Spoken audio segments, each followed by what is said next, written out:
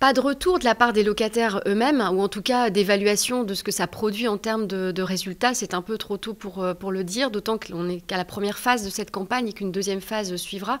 Parce que toutes les résidences ne sont pas confrontées au même, et toutes les agences ne sont pas confrontées au même type d'incivilité, et que sur certains secteurs, les situations sont bien plus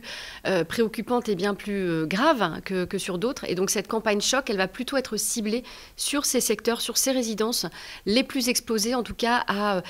aux phénomènes les plus durs, les plus sensibles, pour être, encore une fois, pour nous adapter en tout cas aux situations différentes d'un quartier ou d'une résidence à une autre. Nous avons engagé une démarche qui s'appelle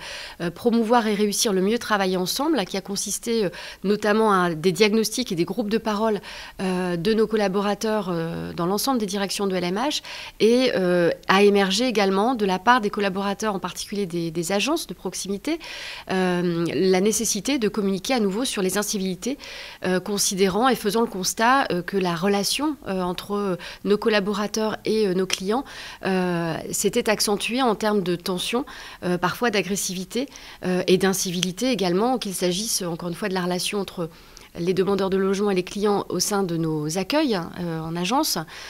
qu'il s'agisse également des comportements d'un certain nombre d'entre eux sur le terrain, dans les parties communes de nos résidences. On a pensé qu'effectivement, de mettre en relation directe